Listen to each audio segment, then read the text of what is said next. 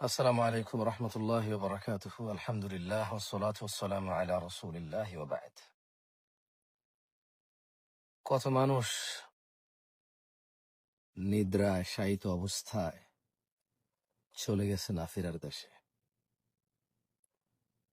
কত মানুষ দুর্ঘটনার শিকার হয়ে অথবা বার্ধক্যজনিত রোগে রোগাক্রান্ত হয়ে হসপিটালে যাওয়ার পর আর ফেরেনি, ওখান থেকেই কবরে পৌঁছেছে। কত মানুষ হঠাৎের মধ্যেই নিজ পিতামাতা হারিয়েছে, তারও কোনো হিসেব নেই।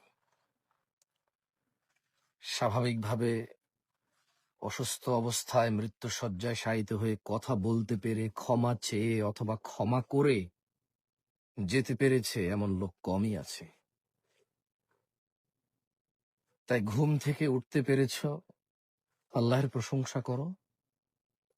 যত অন্যায় অবিচার অশ্লীলতায় লিপ্ত আছো তা ছেড়ে দাও, কারণ নিদ্রা থেকে যারা ফেরেনি তারা আর আল্লাহকে বলতে পারবে না যে আল্লাহ আমাকে ক্ষমা করো, আমি ছেড়ে দিয়েছি তোমার আযাবের ভয়ে, তোমার জান্নাতের আশায়।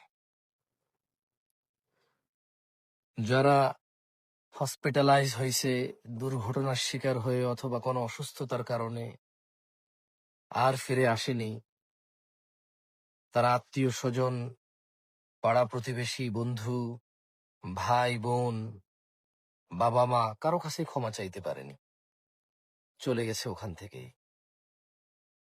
বলতে পারেনি যে আমার গুচ্ছিত সম্পদ আব্বা আম্মা তোমাদের জন্য ব্যয় করবো এরপর থেকে।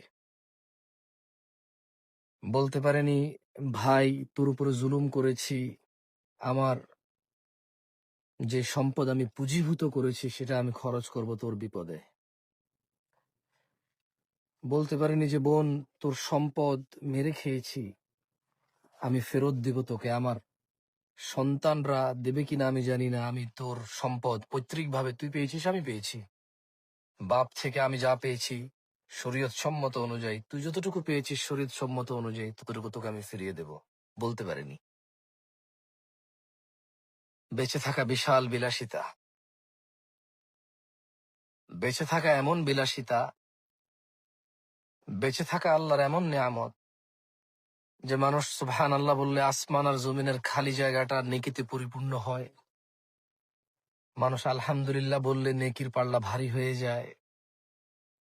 বেঁচে থেকে মানুষ আল্লাহুম্মা সাল্লি আলা মুহাম্মাদ দুরুদ পড়লে 10টা নেকি হয়, 10টা গুনাহ ক্ষমা হয়, মর্যাদা বৃদ্ধি হয়, ওর প্রতি রহমত নাজিল হয় 10 বার। বেঁচে থাকলে ফজরের 2 রাকাত সুন্নত আদায় করলে দুনিয়া আর দুনিয়াতে যা আছে এর চেয়ে বেশি কিছু পাওয়া যায়। বেঁচে থাকলে ফজরে 2, জোহরে 6, মাগরিবে 2, ইশায় 2, মোট 12 রাকাত সুন্নতে মুআক্কাদা পড়লে আল্লাহ সুবহানাহু ওয়া তাআলা জান্নাতে ঘর তৈরি করবে। যে ব্যক্তি প্রতিদিন 12 রাকাত সুন্নত আদায় করবে তার জন্য আল্লাহ একটা করে ঘর নির্মাণ করবে। সুবহানাল্লাহ। বেঁচে থাকলে সাদাকা করা যায়, বেঁচে থাকলে মানুষের উপকার করা যায়, বেঁচে থাকলে আল্লাহর প্রশংসা করা যায়, বেঁচে থাকলে লাউ বালাগাত যুনুবুকা আনানাস সামা, যদি মানুষের গুনাহ আসমানের মেঘমালা পর্যন্ত ছয়, সুম্মা ইস্তাগফারতানি, আল্লাহ বলছে তারপর যদি সে আমার কাছে মাপ চায়, গাফারতু লাক, আমি তাকে ক্ষমা করব, ওয়ালা উবালি, কারো পরোয়া করব না। বেঁচে থাকলে এই পৃথিবী পরিমাণ পাপ অন্যায় আল্লাহর কাছে ক্ষমা চেয়ে নেকিতে পরিবর্তন করা যায়। বেঁচে থাকলে আল্লাহ গোস্বা করে আছে, রাগ করে আছে, এমন সমস্ত রাগ গোস্বা আল্লাহর কাছে ক্ষমা চেয়ে ফিরে এসে ওই অপরাধের জন্য লজ্জিত ইতস্ত হলে সব গুনাহ আল্লাহ ক্ষমা করে দেয়, আল্লাহর ক্ষমা পাওয়া যায়। বেঁচে থাকা বিশাল বিলাসিতা, মানুষের মনে যে কষ্ট দিয়েছে, মানুষ হয়ে মানুষের যে অধিকার নষ্ট করেছে, বেঁচে থাকলে তা ফিরিয়ে দেওয়া যায়। বেঁচে থাকলে তা ফিরিয়ে দিতে অক্ষম হলে ক্ষমা পাওয়ার জন্য সর্বোচ্চ চেষ্টা করা যায়, আর মন থেকে চেষ্টা করলে আল্লাহ সাহায্য করে। কত মানুষ চলে গিয়েছে মাকে বলতে পারে নাই যে মা ক্ষমা করে দিও, কষ্ট দিছি তোমাকে। কত মানুষ নিজ অপরাধের বোঝা মাথায় নিয়ে আল্লাহকে এতটুকু বলতে পারেনি যে আল্লাহ আমাকে ক্ষমা করো, আমি ভুল করেছি, আর করব না। তুমি ক্ষমা না করলে কে ক্ষমা করবে, আমি আর করব না। কত মানুষ জানাবে বিচারে লিপ্ত হওয়া অবস্থায় মৃত্যুবরণ করছে। কত মানুষ নেশায় মত্ত থেকে মৃত্যুবরণ করছে। কত মানুষ সুদ, ঘুষ, অন্যায়, অবিচার, দুর্নীতিতে মৃত্যুবরণ করছে। কারণ তারা সবাই জানতো না যে কখন মৃত্যু আসবে। নিশ্চয়ই আমাদের মধ্যেও আমরা কেউই জানি না কখন মৃত্যু আসবে। সো যারা বেঁচে আছি আল্লাহের প্রশংসা করি, যে যেই অপরাধে লিপ্ত আছি সেই অপরাধ থেকে ফিরে আসি।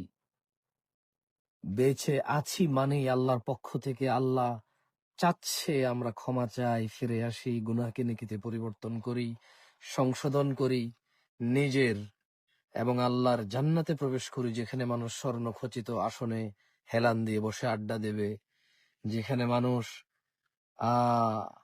চিরকুমারী হৌর পাবে, ডাগর নয়না। সুবহানাল্লাহি ওয়া বিহামদিহি, সুবহানাল্লাহিল আযীম, আস্তাগফিরুল্লাহ আল্লাযী লা ইলাহা ইল্লা হুয়াল হাইয়ুল কাইয়্যুম ওয়া আতুবু ইলাইহি।